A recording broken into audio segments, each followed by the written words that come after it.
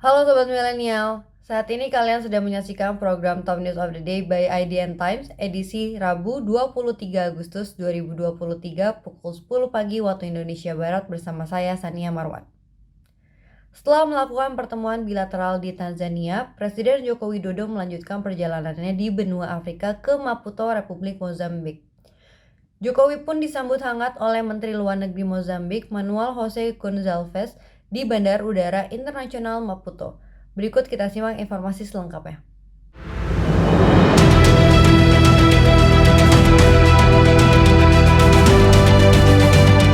Selasa 22 Agustus 2023, Presiden Joko Widodo melanjutkan perjalanannya di benua Afrika ke Maputo, Republik Mozambik.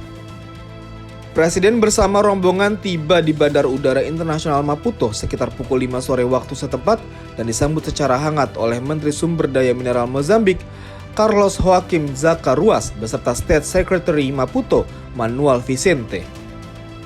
Tidak hanya itu, Presiden juga menerima karangan bunga tangan dari 2 orang anak yang ikut menyambutnya.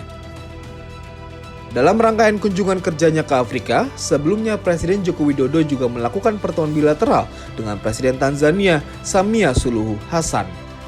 Usai pertemuan, ia mengaku baru pertama kali berkunjung ke Tanzania.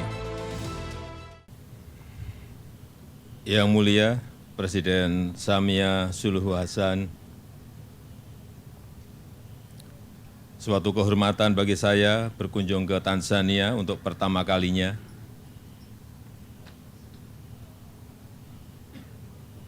Akar sejarah hubungan Indonesia dan negara-negara Afrika sangat kokoh sejak Konferensi Asia Afrika tahun 1955 dan Gerakan Non-Blok tahun 1961. Spirit Bandung harus terus kita pertebal untuk solidaritas dan kolaborasi antar negara-negara di Global South harus terus diperkokoh. Global South berisikan 85% populasi dunia sehingga seharusnya dunia mendengarkan suara dan kepentingan negara-negara di Global South termasuk hak untuk melakukan lompatan pembangunan. Dalam pertemuan tadi kami membahas beberapa hal. Yang pertama, Indonesia mendorong dibentuknya Preferential Trade Agreement untuk semakin mengoptimalkan potensi perdagangan bilateral kedua negara yang tahun 2022 naik 20,7%. Yang kedua, Indonesia ingin meningkatkan investasi di Tanzania termasuk pengelolaan blok gas Menasi B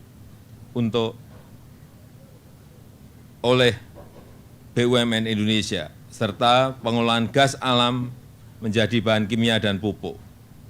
Kerjasama ini sangat strategis dan akan memperkokoh kerjasama antar negara berkembang. Selain itu, saya mengusulkan dibentuknya Bilateral Investment Treaty untuk menjamin perlindungan dan kelangsungan investasi kedua negara. Yang ketiga, Indonesia berkomitmen menjadi bagian dalam membangun ketahanan kesehatan Tanzania. Perusahaan farmasi Indonesia akan mengekspor produk perdananya di Tanzania sebagai bentuk kontribusi memenuhi kebutuhan produk farmasi di Tanzania. Yang keempat, Indonesia akan melakukan walk the talk, mewujudkan kolaborasi konkret dengan Afrika. Indonesia sedang merampungkan grand design pembangunan 5 tahun ke depan untuk Afrika dan salah satunya melalui rencana revitalisasi Farmer Agriculture and Rural Training Center di Morogoro, Tanzania. Dan sebagai penutup, saya mengundang Presiden Samia Hassan untuk berkunjung ke Indonesia. Terima kasih. Jokowi bersama Presiden Tanzania pun mendorong dibentuknya Preferential Trade Agreement yang naik 20,7% di 2022. Indonesia juga ingin meningkatkan investasi di Tanzania terkait pengelolaan blok gas Menasi Bay yang akan dilakukan BUMN Indonesia. Terakhir, Indonesia juga berkomitmen terhadap ketahanan kesehatan di Tanzania.